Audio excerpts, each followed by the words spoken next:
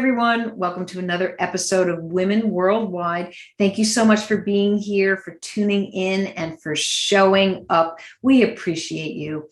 Well, I am flying solo today, and the topic is handling those tough discussions. They are all around us, whether it's in the workplace or on social media or at the dinner table. It could be political conversations around the pandemic, to vaccinate or not to vaccinate, racial injustice, the lack of gender parity in the workplace. Maybe it's biases in the workplace. Whatever it is, these discussions are going on. And I'm going to give you 5 tips in order to approach them and handle them with care and respect. So the first tip is, when you know you're entering into what I'll call, maybe it could be an uncomfortable zone, you want to check your ego at the door. You want to go into this zone so that it's the non-judgment zone, and be able to step back and not be so quick to share what's on your mind or what you think or what your position is, and keep that no judgment hat on so that you can actually, next tip, observe how somebody is sharing information. And remember, when people share information, it comes from their beliefs, what their opinions that may be formed over years. We all have confirmation bias, and we look for stats, we look for influencers, we look for sources that validate how we feel and what we think is in fact correct. So as you are just observing, and that means you have 2 eyes and 1 mouth for a reason, you're talking less, you can see where they're coming from. Read the verbal and the nonverbal cues, the level of if they're frustrated or if they're upset, or maybe they feel on the attack, so that you don't perpetuate those feelings. You actually want to calm them down and make it easier so that they can relax. And perhaps you adjust your tone or you adjust your body language if you're in person, so that you can just observe and let them continue. This way, you can get to a place of them sharing and feeling a little more comfortable.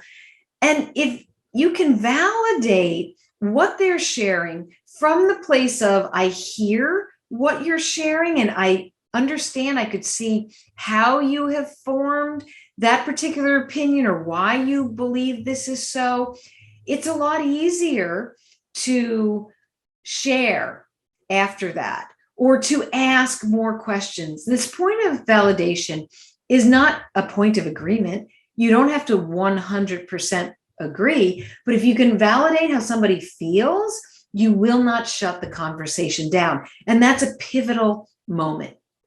If you can get to validate, you can get to a place of being able to effectively communicate. Now you're in a safer place, and they're a little more trusting because perhaps you've mirrored back a little bit of what they're saying so that they know that you understand their position. When you effectively communicate, it opens the doors to perhaps more questions and finding out how they've come up with their stance, their opinion, where they're coming from. And if you can get to that point, the last tip is to just keep listening and listen some more and then share. But it's a lot more listening because you're making somebody feel that they're in a trusted space, that you have care because you've listened and you've actively listened, and you respect the place that they are coming from. So those are 5 tips, very simple. Take your judgment away, put your no judgment hat on, observe, validate, effectively communicate, and then listen. 5 tips. I hope they help you as you're out there on social media, as you're in your companies, and tough topics are coming up. You won't feel like you have to retreat into a corner. You won't feel like you have to shut a conversation down. In fact, if you can take those 5 tips and run with them, you'll have more conversations that are open and caring, and you will get to a place of better relationships and better communication in the long term. So thank you. Thank you for tuning into this episode. You know where to find me. I am on Twitter. I'm at Dee Breckenridge. You can also connect with me on LinkedIn, and we can dive even deeper into these conversations. Okay, friends, until our next episode, stay focused, energized, and feeling empowered. Thank you.